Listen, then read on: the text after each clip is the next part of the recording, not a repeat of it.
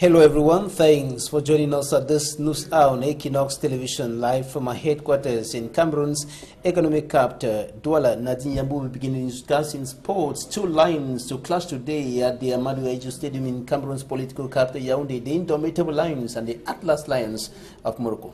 Exactement, Babiela Jonathan, duel de fauve cet après-midi au stade Amadou Ahidiouf de Yaoundé. Les Lions indomptables du Cameroun et les Lions de l'Atlas s'affrontent cet après-midi. Le coup d'envoi du match sera donné à 15 h. C'est dans le cadre de la première journée des éliminatoires de la CAN 2019. Et si le Cameroun, pays organisateur, est déjà qualifié, les Marocains qui rencontrent les champions d'Afrique pour la 11e fois vont tenter de briser le signe indien puisque le Maroc n'a jamais battu le Cameroun. Il faut préciser que les Lions indomptables du Cameroun menacent d'ailleurs de ne pas voyager pour la Coupe des Confédérations pour une histoire de prime. Le capitaine Benjamin Mukanjo et ses coéquipiers veulent être fixés sur au moins deux choses.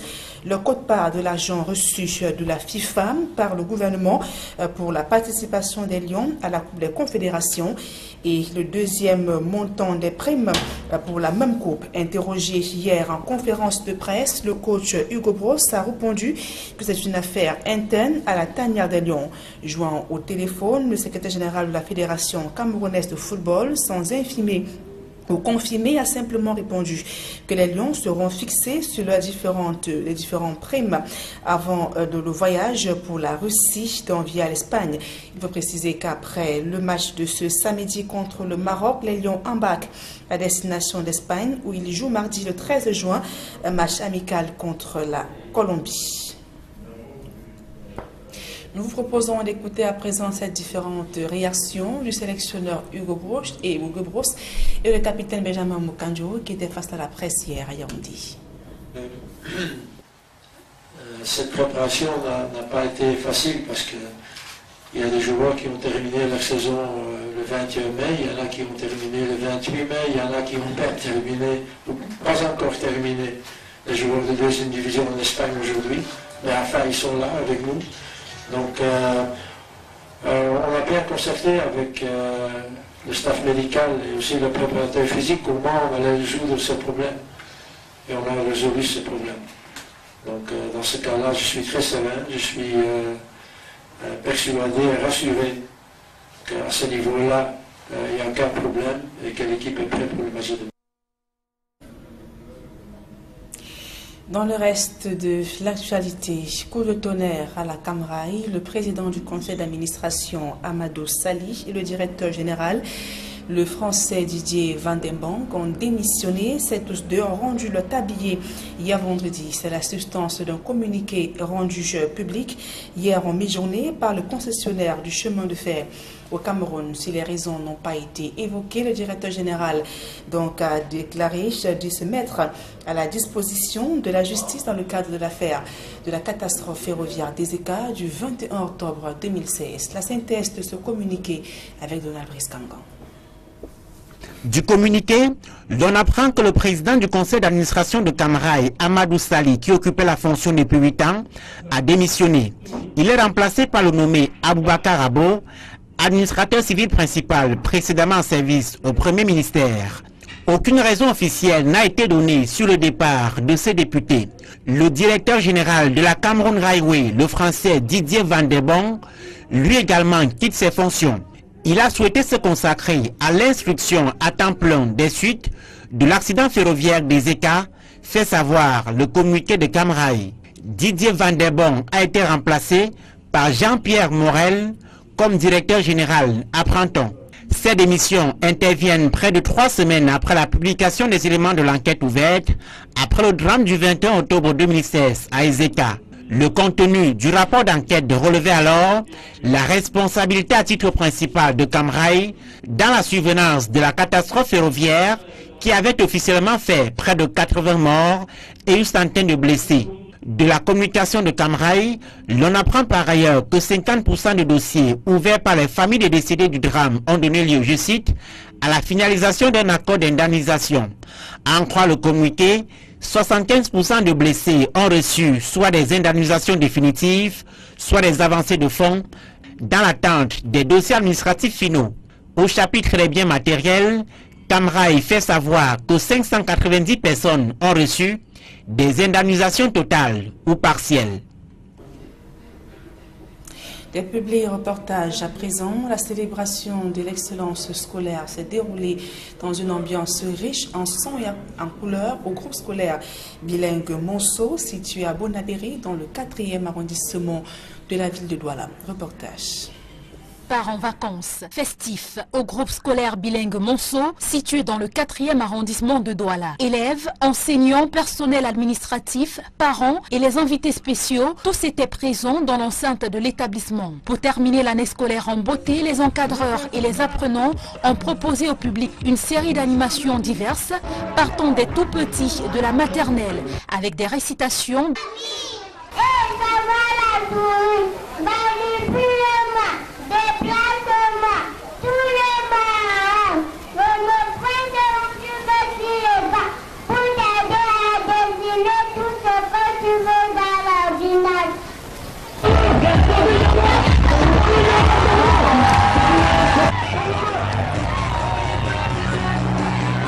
jusqu'à l'heure aînée du primaire, avec des playbacks et autres intermèdes. Tout était bien organisé pour que la fête soit belle.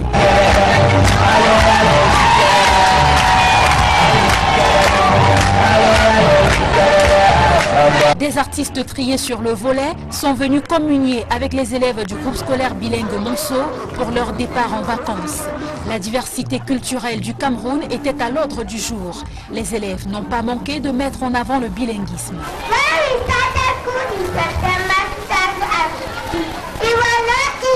On m'appelle Toufa Bendiga. Je dis merci à ma maître parce qu'il m'a appris pour que je passe l'examen pour partir en 6e.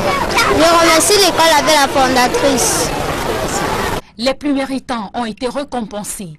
Ils sont repartis avec des cahiers et des livres, de quoi leur permettre de mieux aborder l'année scolaire à venir. Satisfaction aussi pour les parents qui saluent la performance de leurs enfants et qui reconnaissent le sérieux avec lequel les cours sont dispensés au groupe scolaire bilingue Monceau. En ce qui concerne mes enfants, eux tous, ils ont fait vraiment un bon résultat pour moi.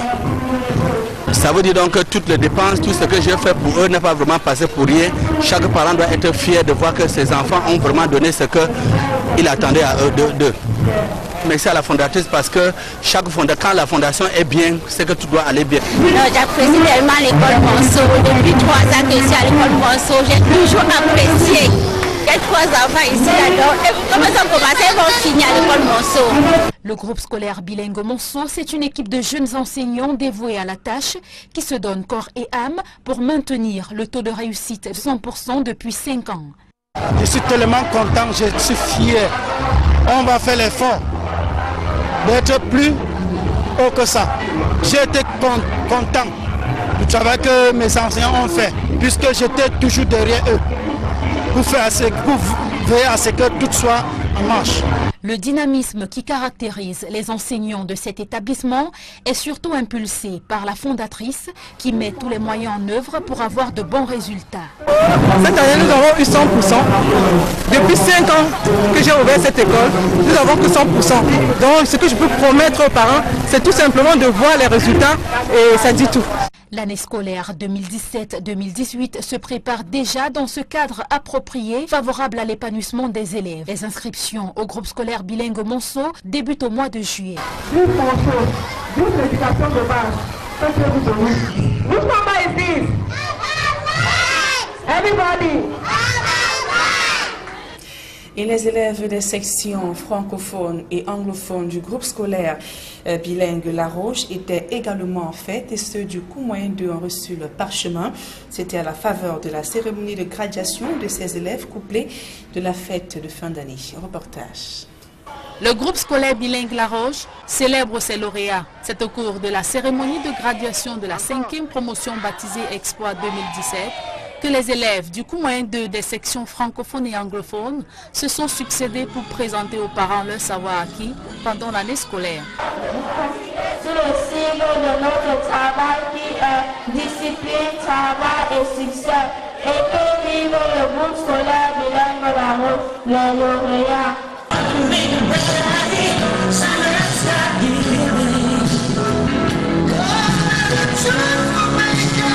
Les récipiendaires, à travers le chant mondialement connu We Are the World, ont présenté l'image d'un Cameroun un et indivisible. La traditionnelle cérémonie de graduation a été marquée par la remise des bourses aux élèves qui se sont distingués par leurs résultats retentissants. Je me sens très fière parce que mes parents sont aussi contents de moi et c'est grâce à eux et les maîtres que je suis sortie parmi les premiers. Et je leur dis un grand merci. Le groupe scolaire bilingue La Roche, reconnu pour ses prouesses académiques, a une fois de plus marqué un pas de géant cette année. Il a obtenu un taux de réussite de 79,58% aux examens concours officiels. Le bilan ne peut être que ce que vous voyez là aujourd'hui, c'est élogieux. Je pense que je porte la palme d'or. Donc voilà 5e pour moi. Créé depuis 1992, le groupe scolaire bilingue La Roche a profité de cette occasion pour célébrer ses 25 années au service de l'éducation des enfants. Oui, vraiment, je suis très ému. 25 ans, on ne s'en rend pas compte. Pourtant, ça fait du chemin. Beaucoup d'enfants passés ici sont déjà des pères d'enfants qui viennent encore fréquenter ici. Je remercie particulièrement ceux qui ont eu à supporter la charge, certaines frustrations pour tenir bon. 25 ans dans une entreprise, vraiment, il faut le faire et je les remercie. Il y en a qui vont même partir à la retraite sortant d'ici. Beaucoup d'entrepreneurs, beaucoup de fondateurs n'encadrent pas autant leurs élèves. Je voudrais par la même occasion, et s'il y a eu des manquements qui comprennent que toute œuvre humaine a des imperfections, peut-être qu'eux ils ont payé le prix, ceux qui viendront peut-être bénéficieront de leur patience. Je vous remercie. Applaudissons s'il vous plaît, 25 ans, n'est pas 5 jours, n'est pas 25 jours. Les bouts de chou ont eu droit à leur fête de fin d'année. Chants, récitations et danses de ces tout-petits n'ont pas laissé le parterre d'invités indifférents. Ceux de la grande section, samedi 3 juin, autour le talent de journaliste. À plus de 90% à Yaoundé.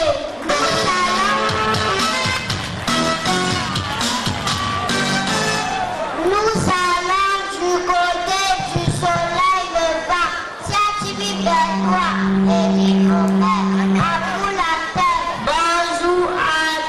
Le groupe scolaire bilingue La Roche est une institution privée d'enseignement primaire et maternel à cycle complet, située à Bonamoussadi, au cœur du quartier Santa Barbara. Il est doté d'une prématernelle, de 2 sous-systèmes francophones et anglophones et de plusieurs bus devant assurer le transport des élèves. À présent, la deuxième partie de ce journal en langue anglaise avec vous, Babila Jonathan. Right, Nadine, 2 Lions are preparing to lock horns today at the Amadou Ahidjo Stadium in Cameroon's political capital, Yaoundé. The Indomitable Lions of Cameroon and the Atlas Lions of Morocco. The Indomitable Lions of Cameroon had a training session yesterday at the Amadou Ahidjo Stadium in Yaoundé, and the African Nations Cup qualification match will start at 3 p.m. And speaking to the press shortly after that training session, Indomitable Lions head coach Igor Bros expressed optimism that his boys were going to make a good game. He said all health and technical setbacks had been cleared off, and so his boys are perfectly ready for the encounter that will start today at 3 p.m. And the Indomitable Lions of Cameroon will be meeting with the Atlas Lions of Morocco for the 11th time. The Indomitable Lions will be targeting a win, while the Atlas Lions of Morocco will equally be targeting a first win. Smart Jikan Gabriel takes a look at the 2 teams that will be meeting today. With the 11th time, the senior team of Cameroon will confront the Atlas Lions of Morocco. The match that will be played in the inner core of the Ahmadu Ahidjo Stadium on Saturday will certainly be a true test of character for Hugo Brous's men, who will on the same occasion will want to prove to the continent that the lifting of the African Nations Cup trophy in Gabon wasn't a fluke. The first meeting between the Atlas Lions of Morocco and Cameroon dated as far back as November 15, 1984. During that game, it was the indomitable Lions of Cameroon that had an upper hand, beating the Atlas Lions by 1-0. In the ranks of the indomitable Lions, we had the likes of Albert Roger Milam, Grégoire Mbida, Abega Tufil, and a host of others. Going through statistics, out of their previous 10 meetings, the indomitable Lions have an upper hand over their Moroccan counterparts, winning 6 out of 10 matches and 4 other matches ending in a stalemate. The Atlas Lions of Morocco will thus have to break that yoke of defeat when they take on Cameroon on Saturday. If Cameroon is sure to be present in 2019 as a host nation, two-time winner of the trophy with different teams as head coach, Hervé Renard will want to start the qualifiers on a high note to book a place for Cameroon 2019. As part of their preparation for Saturday's meeting, Cameroon played 2 friendly, won 1 and lost 1, while in 3 friendly played by Hervé Renard's team, they won 2 and lost 1 against the Netherlands. The Atlas Lions of Morocco getting set to break the yoke and get the first win against Cameroon, while Indomitable Lions head coach Hugo Broos says his boys are ready to maintain their supremacy over the Atlas Lions. Now on to something else. Now the board chairman and director general of the Railway Transport Company, Camrai, have resigned. Board chair Amadou Sali and the director general Didier Vandenbong decided to step down during a board meeting of the company yesterday here in the economic capital Douala. This is coming a few weeks after the findings of the Prime Minister Philemon Yang led commission on the Zeka train accident were made public, blaming to a higher extent Camrai for the accident that killed over 100 persons. And the outgoing Director General of Camrai, Didier Vandenbong, says he is available to face the law. Boubacar Abo is the new board chairman and Jean-Pierre Morel, the new Director General of that company. Now we go over to the west region of the country, notably to Bafang, where some 2 students, candidates of the Brevet d'études du premier cycle, the BPC examination in the French subsystem of education, were involved in an accident. They fell in a well on the school campus. Catherine Kone has the details.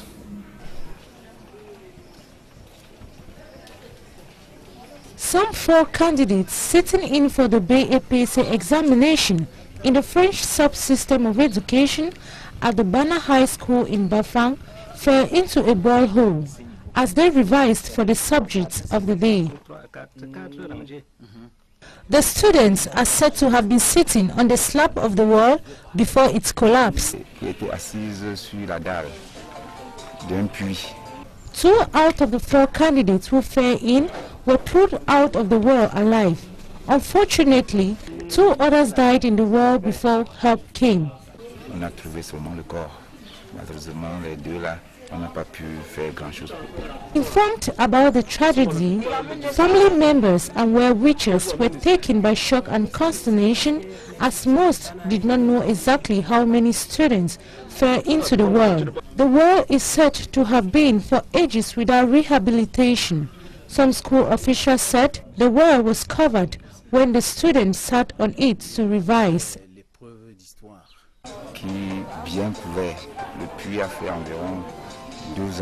The family of the 2 candidates who died are inconsolable as they mourned their deceased children. However, the 2 survivors were taken to the Bafang District Hospital for medical attention, while the deceased are said to have been put in the morgue pending burial arrangement.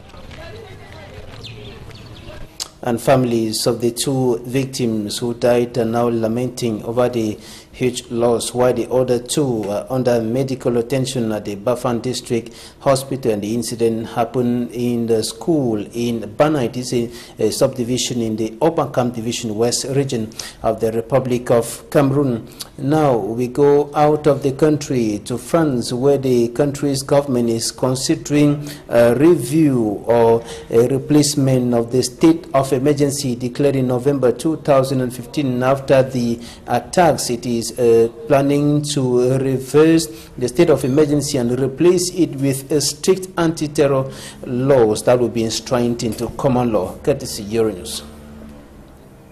The French government is preparing to end its ongoing state of emergency, but only by enshrining strict anti-terror measures into common law.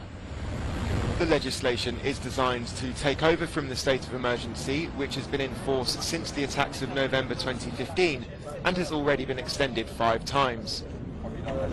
Prime Minister Edouard Philippe has submitted proposals to the courts and is due to present them to ministers later this month. However, details of the anti-terror bill have caused concern among magistrates and civil liberty campaigners. Le Monde newspaper reported almost all the measures of the state of emergency can be found in the preliminary bill to strengthen the fight against terrorism and internal security. According to the text, the government intends to give regional police and the Minister of the Interior powers to search individuals and assign them to a specified geographical perimeter, 2 measures from the state of emergency. State officials could also ban places of worship, operate phones or computers, order body searches and electronically tag people for the sole purpose of preventing an act of terrorism. And this is where we draw the curtain on this edition of the Midday News on Equinox Television. Thanks for staying with us, Nadine. Yes, Babila, Jonathan, c'est la fin de ce journal. Mesdames et messieurs, merci pour votre aimable attention et passez l'agréable moment en compagnie de nos programmes.